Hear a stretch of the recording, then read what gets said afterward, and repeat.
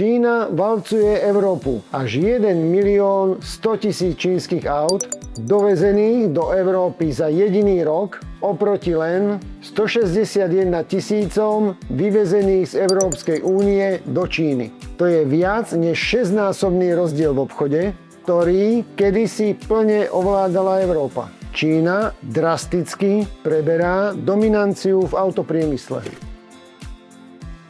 Hovoríme tu o dovoze v hodnote 15,1 miliardy eur smerom k nám, zatiaľ čo nás vývoz do Číny spadol na 8,5 miliardy. Čína tvorí už len 5% nášho exportného trhu a celková obchodná bilancia Európskej únie sa dostala do mínusu vyše 6,6 miliardy eur.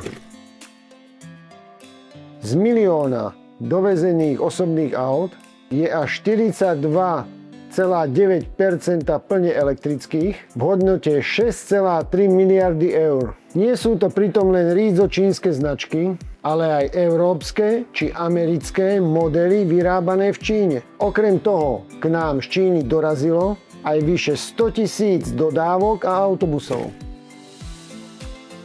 Čínske auta dnes tvoria 7% celkového predaja všetkých aut v Európe. Pri čisto elektromobiloch je to však už 20% trhu a pri plug-in hybridoch dosahujú 12%. Čínsky trh si dnes vystačí sám, zatiaľ čo Európa na ňom rýchlo stráca pozíciu.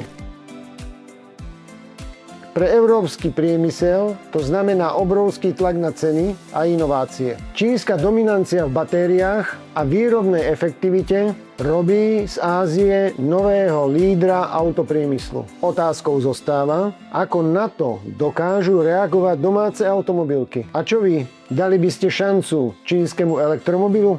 Alebo veríte výhradne tradičným európskym značkám? Napíšte mi svoj názor do komentára.